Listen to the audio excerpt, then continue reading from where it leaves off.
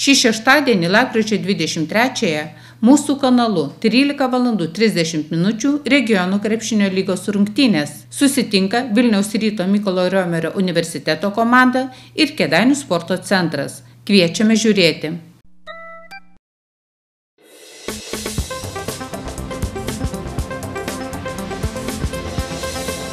Penktadienio lapkričio 22 dienos laidoje įvairių bendruomenių atstovai dalyvavo forume Stipresnės nevyriausybinės organizacijos link. Kėdainių televizijos žiūrovai naujausias žinias pokalbį su kraštiečiais gali matyti skaitmeninėje ir išmaniojoje televizijoje.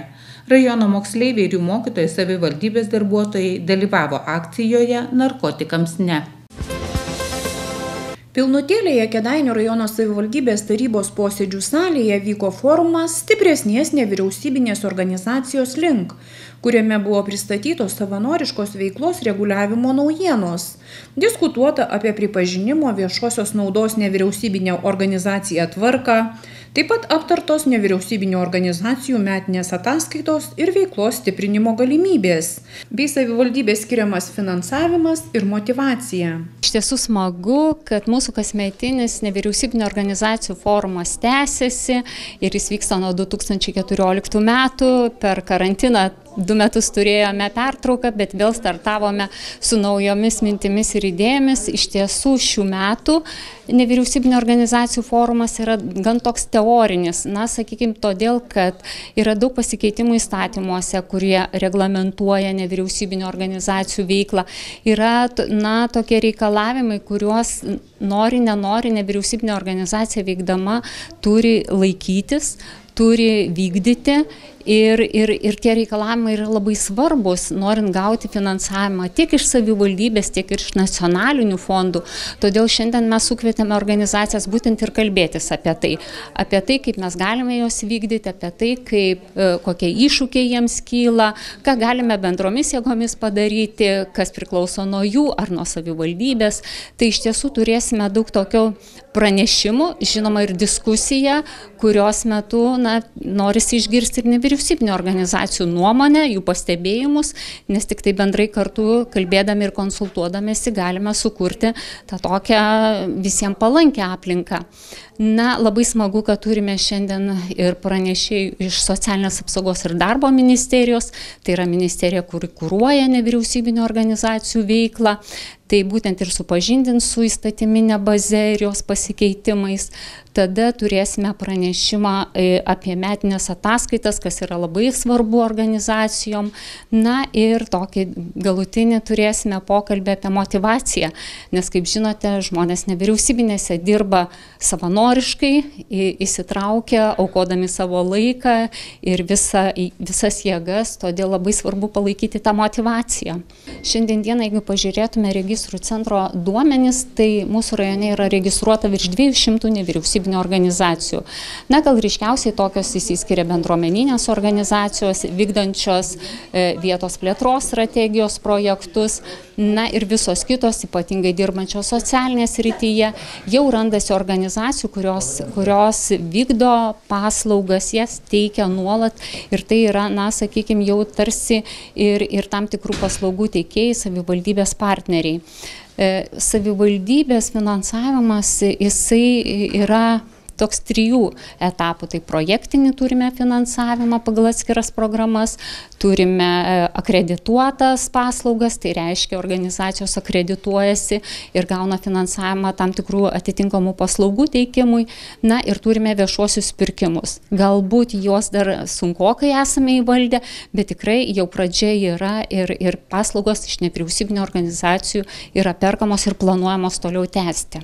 Socialinės apsaugos ir darbo ministerijos nevyriausybinių organizacijų plėtros skyriaus patarėja Viktorija Medžiaušaitė akcentavo, jog nevyriausybinių organizacijų plėtrai labai svarbus savanoriškumo ugdymo faktorius, tad jaunimui bus palengvintos sąlygos atvykti į įstaigas, kuriuose jie savanoriauja, o taip pat savanorystės įgūdžiai bus pripažinti kaip darbinės veiklos patirtis. Šiais metais nuo Liepos mėnesio turim įsigaliojusi naujos redakcijos savanoriškos veiklos įstatymą ir dar turim keletą įstatyminių teisės aktų naujų įsigaliojusių. Tai vienas iš jų, kas turbūt nevyriausybininkam, kurie dirba su savanoriška veikla, kurie turi savanorių, yra labiausiai aktualus, tai savanoriškos veiklos išlaidų kompensavimo pasikeitimai tam tikri. Tai vienas iš pagrindinių tokių dalykų, kas gali būti aktualu, tai atsiradęs avansinis apmokėjimas savanoriam patirtų išlaidų. Tai net ir tie savanoriai, kurie savanoriauja, tarkim, vietovės, iš kurių reikia atvykti į savanoriškos veiklos atlikimo vietą, jie galėtų organizacijos prašyti iš karto avanso apmokėti kelionės išlaidas, o paskui tik tais pateikti patvirtinančius dokumentus. Tai taip atsiranda galimybių savanoriam, kurie galbūt turi mažiau finansinių galimybių savanoriauti, iš karto pradėti savanoriauti, nepatiriant kažkokių išlaidų. Ir lygiai taip pat kitas toksai irgi pokytis, tai yra savanoriškos veiklos pripažinimo darbo arba mokymosi patirtimi tvarka. Tai įmonės, įstaigos, organizacijos, į kurias kreipiasi savanoris jau po savanoriškos veiklos atlikimo, turėtų nagrinėti ir turėtų bent jau įvertinti, ar gali pripažinti tą savanorišką veiklą kaip darbo arba mokymosi patirtį. Tai čia tokie du pagrindiniai gal pokyčiai. Pats įstatymas tiesiog daugiau aiškumo atneša nuo Liepos 1, tai atsiranda tam tikras sąvokų apibrėžimas, sąvokų paaiškinimai ir panašiai, tiesiog tokio daugiau konkretumo.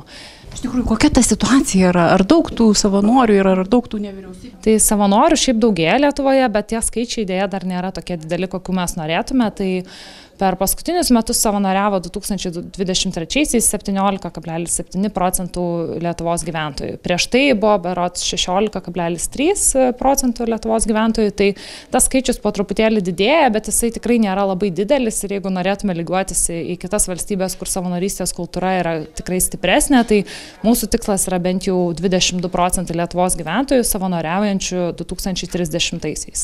Tai savanoriai tikrai labai daug kur save realizuoja, tai dažniausiai tai būna dienos centrai, kažkokie su vaikais, su senoliais darbas ir panašiai.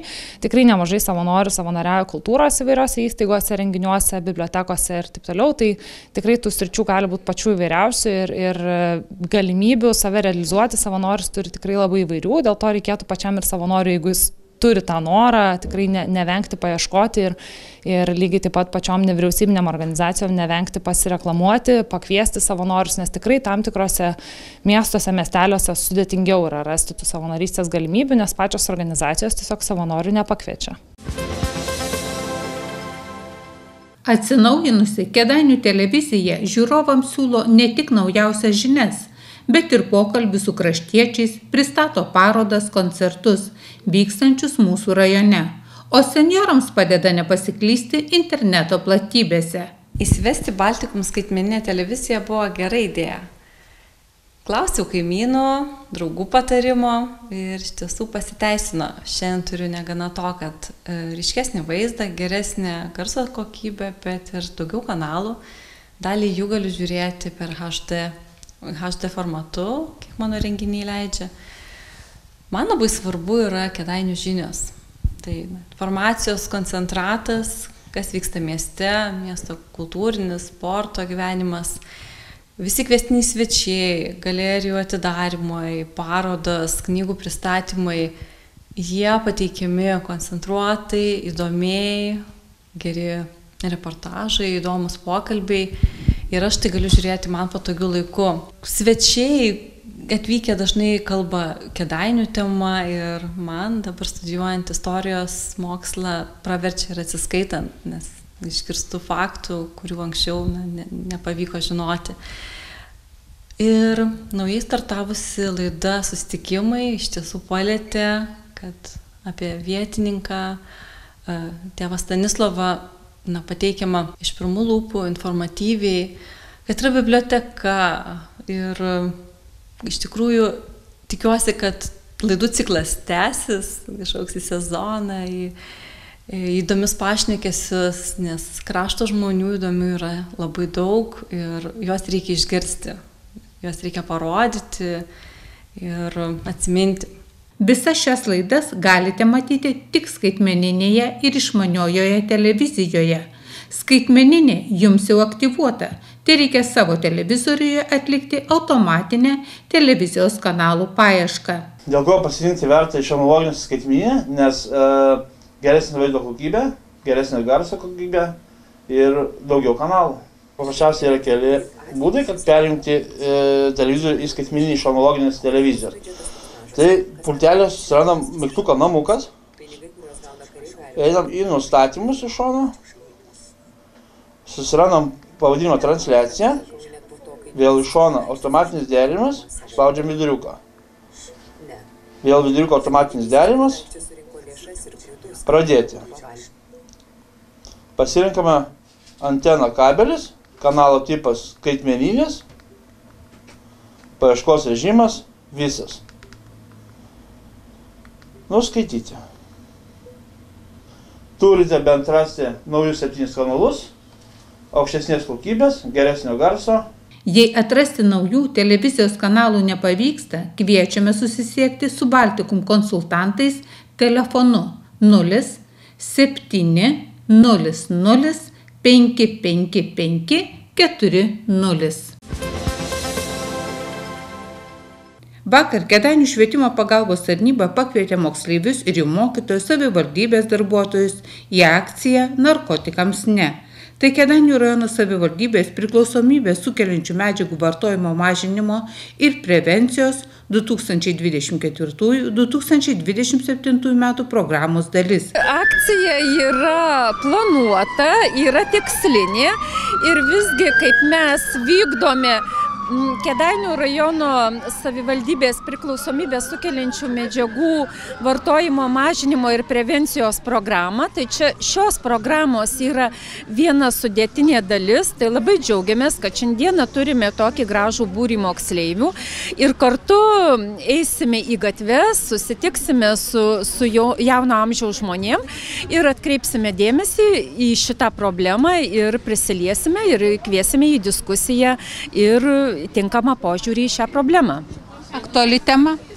Žinoma, kad aktuali. Iš tiesų yra aktuali, tai turi būti nuolatinis, tęstinis darbas ir čia yra tik tas momentas, kur akcentas. Bet tą darbą mes darome nuosekliai, kryptingai ir nuolat.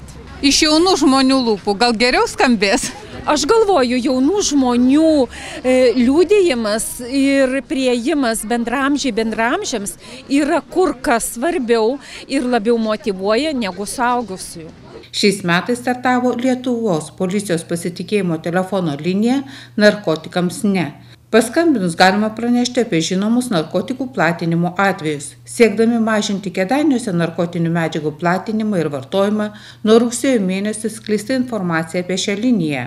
Taip, iš tikrųjų ši akcija jau vyksta nuo rugsėjo mėnesio. Tai pirmiausiai buvo plakatai paskelbti ir informacija paskirta mūsų ekrane, tai vairuotojai galėjo susipažinti.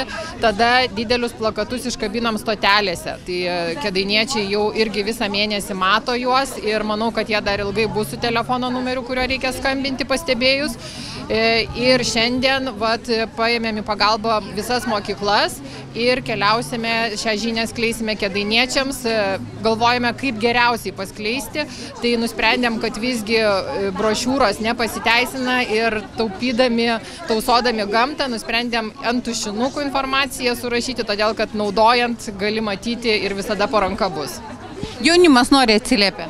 Tikrai taip, nebuvo visiškai prieštaraujančių, mūsų mielai atsiliepė ir netgi sulaukėm, kvietėm daug mažiau negu kad susirinko, tai labai dėl to džiaugiamės.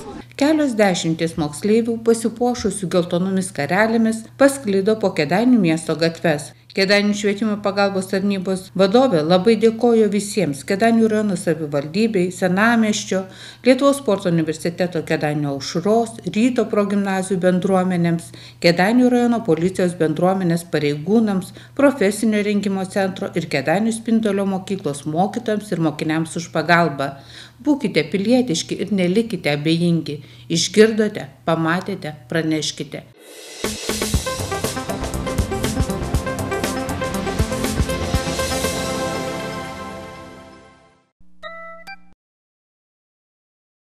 Kai kuriems seniorams internetas atrodo kaip beribis gąsdinantis vandenynas, kuriame lengva pasimesti ir nuskęsti sukčių pinklėse.